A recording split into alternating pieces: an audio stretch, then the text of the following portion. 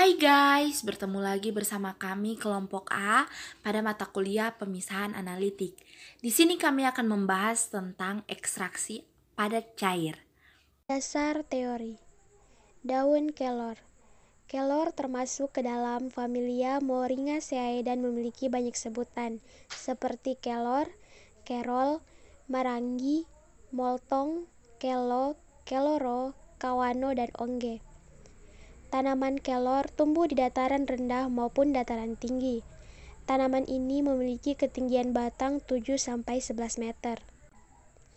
Tanaman kelor atau Moringa oleifera merupakan tanaman yang mengandung berbagai bahan aktif seperti tanin, steroid, triterpenoid, flavonoid, dan memiliki berbagai manfaat potensial. Uji screening fitokimia pada daun kelor yang diekstraksi dengan etanol 96% juga menunjukkan adanya kandungan senyawa flavonoid. Senyawa flavonoid yang terdapat pada daun kelor adalah quercetin, kaempferol, epigenin, dan isorhamnetin. Uji fitokimia flavonoid ekstrak daun kelor menunjukkan hasil positif. Pada tumbuhan, flavonoid berfungsi pada proses fotosintesis antimikroba dan antivirus. Flavonoid.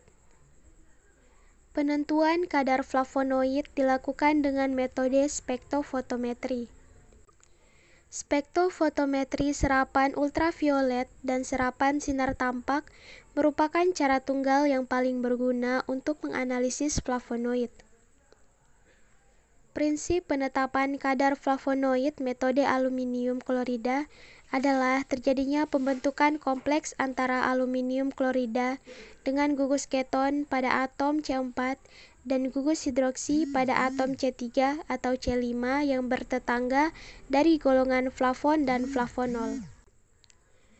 Fungsi dari pereaksi aluminium klorida adalah untuk membentuk kompleks antara gugus hidroksil dan keton yang bertetangga atau dengan gugus hidroksil yang saling bertetangga. Aluminium klorida akan bereaksi dengan gugus keton pada C4 dan gugus OH pada C3 atau C5 pada senyawa flavon atau flavonol, membentuk senyawa kompleks yang stabil berwarna kuning. Ekstraksi padat cair.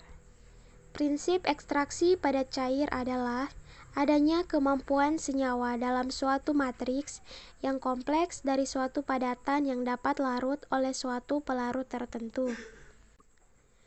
Beberapa hal yang harus diperhatikan untuk tercapainya kondisi optimum ekstraksi antara lain, senyawa dapat terlarut dalam pelarut dengan waktu yang singkat, pelarut harus selektif melarutkan senyawa yang dikehendaki, senyawa analit memiliki konsentrasi yang tinggi untuk memudahkan ekstraksi, serta tersedia metode memisahkan kembali senyawa analit dari pelarut pengekstraksi.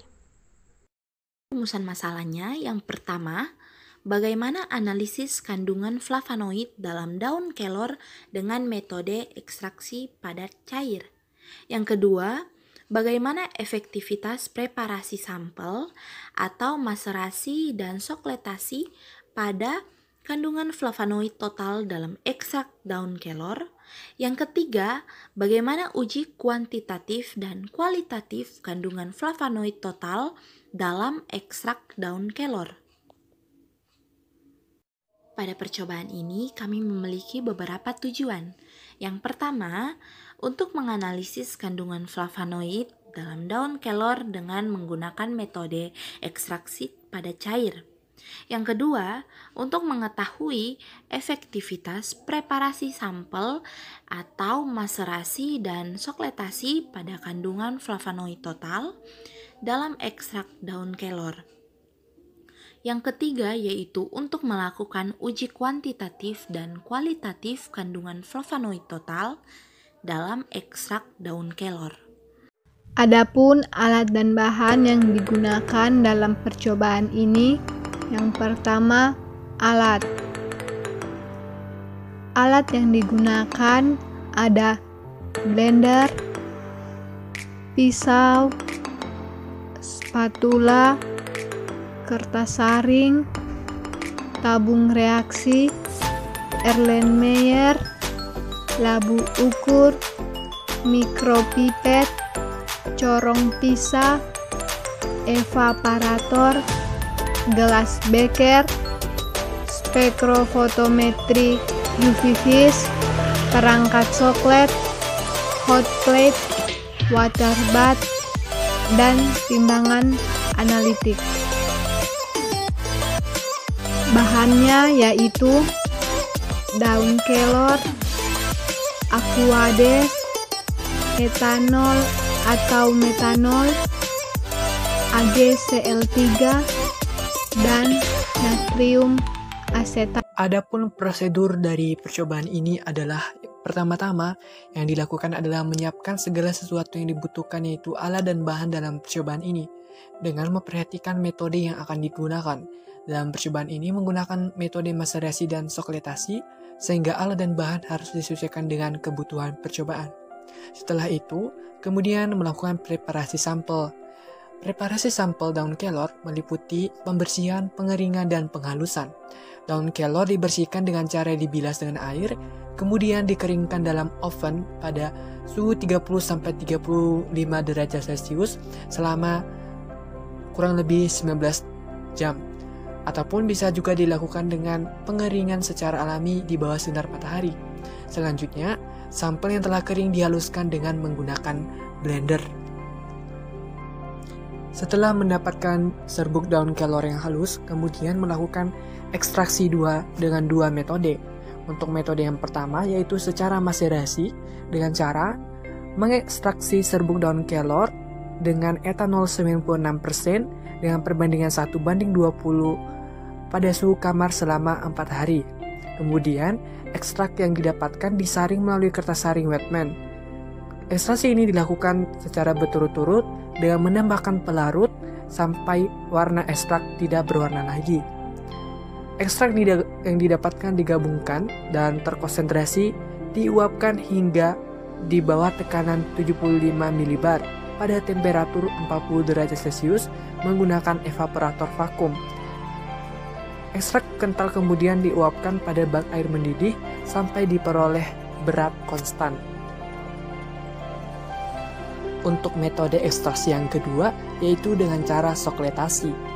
Serbuk daun kelor diekstraksi dengan etanol 96% menggunakan alat soklets pada suhu 60-80 derajat Celcius dan dengan perbandingan 1:50 sampai ekstrak terakhir tidak berwarna lagi.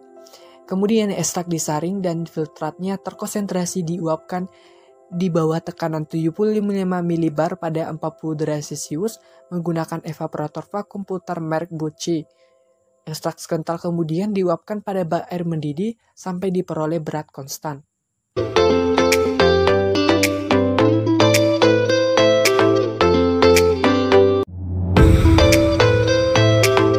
Pembahasan. Yang pertama, hasil rendeman. Bisa dilihat pada tabel terdapat dua metode ekstraksi yaitu maserasi dan sokletasi. Bisa dilihat keterangannya pada tabel. Dilakukan dengan cara bobot ekstrak dibagi dengan bobot bahan baku dikali 100%. Ekstrak kental yang didapat dimasukkan ke dalam labu takar ukuran 100 ml dan dilarutkan dengan pelarut etanol sampai tanda batas. Sampel yang sudah dilarutkan selanjutnya dipipetkan ke dalam kuvet hingga tanda batas dan diuji dengan spektrofotometer pada panjang gelombang 415 nm untuk menentukan banyaknya kadar flavonoid terdapat pada tabel. Bisa dilihat pada tabel di mana pada penentuan kadar senyawa flavonoid total digunakan quercetin sebagai larutan standar dengan menggunakan persamaan regresi yang didapat dari pengukuran quercetin dengan penambahan senyawa AlCl3 pada panjang gelombang 415 nm dengan spektrofotometer UV atau vis. Yang kedua yaitu hasil pengukuran absorban. Bisa dilihat pada tabel. Dari tabel tersebut didapatkan hasil pengukuran ukuran kuartin sebagai larutan standar untuk penentuan kadar senyawa flavonoid total. Sebelum dilakukan pemeriksaan kadar flavonoid total, terlebih dahulu dibuatkan kurva kalibrasi larutan standar quercetin dengan konsentrasi 10, 30, 50, 70, 100 ppm. Bisa dilihat standar kurvanya. Ketiga, pembacaan spektrofotometer pada panjang gelombang 415 nm. Bisa dilihat pada tabel metode ekstraksi, maserasi, dan sokletasi. Analisis flavonoid dilakukan dengan menggunakan spektrofotometri UV vis karena flavonoid mengandung sistem aromatik yang terkonjugasi, sehingga menunjukkan pita serapan kuat pada daerah spektrum sinar ultraviolet dan spektrum sinar tampak. Berdasarkan hasil penelitian kandungan total flavonoid dan uji aktivitas antioksidan ekstrak daun kelor Moringa oleifera Lam, maka dapat disimpulkan bahwa hasil ekstrak daun kelor dari metode sokletasi memiliki kandungan flavonoid terbesar, yaitu 245,771 mg per liter. Kesimpulan, analisis kualitatif ekstrak air daun kelor dilakukan untuk mengetahui komponen kimia pada tumbuhan dengan menggunakan reagen HLCl3. Diamati perubahan warna yang terbentuk, yaitu warna hijau, hasil dari identifikasi ekstrak air daun kelor dan secang positif mengandung flavonoid.